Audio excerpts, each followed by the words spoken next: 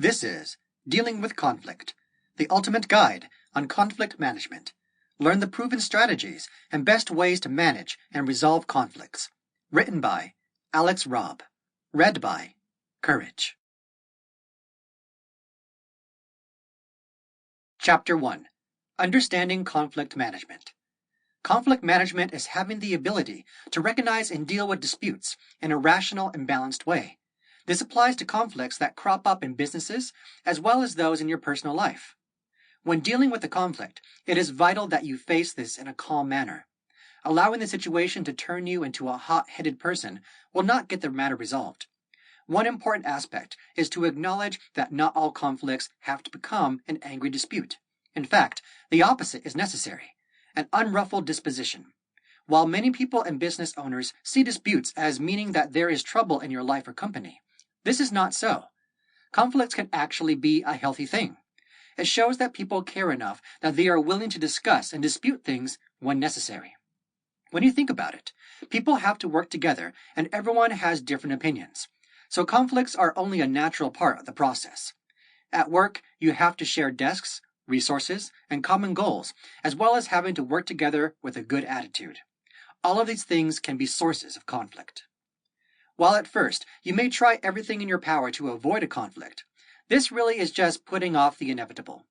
Eventually, whatever the issue is that you are trying to avoid, it will return in full force. The situation may even be worse than if you had confronted it the first time. You need to acknowledge that conflicts are part of life, and your best plan of attack is to learn good conflict management skills. Conflicts will eventually have to be addressed.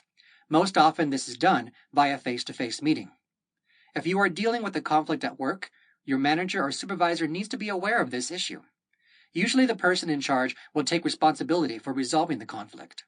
They need to do this in a professional manner and without taking sides. It is the problem and not the personalities of the people that need to be resolved. Conflicts can be managed successfully by making certain changes. These could be by moving people or items around, or by just talking things through and finally reaching a good understanding and agreement between everyone involved.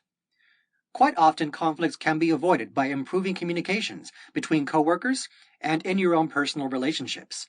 Be open and honest, and discuss issues before they turn into full-blown conflict. Chapter 2. Dealing with Conflict at Work. No matter where you work at some point in time, you are going to be faced with a conflict.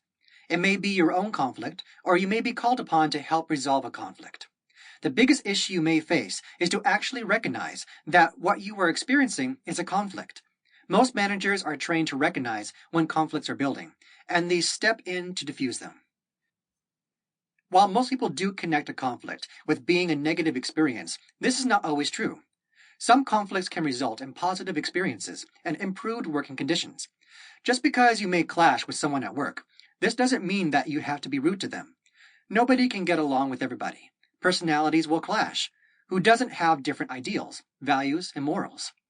When a conflict happens at work, this is usually a sign that a problem exists, or that an issue is about to crop up. When it comes to competitiveness, conflict can be a good thing. It can help spur people into action, and it can help identify potential leaders. In fact, without conflict, where would we all be? Conflict helps to identify issues and get them resolved, and this can benefit a business as a whole. Even conflicts in your personal life can help improve relationships. When conflicts arise at work, the best way to handle them is to sit down and discuss them.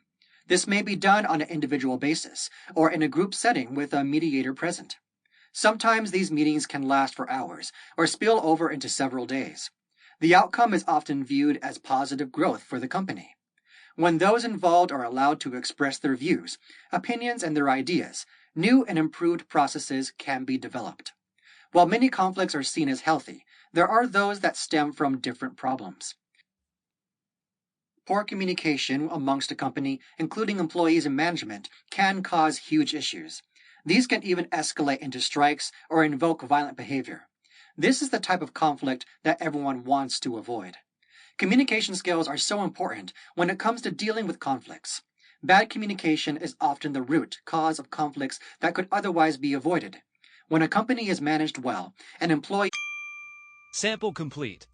Ready to continue?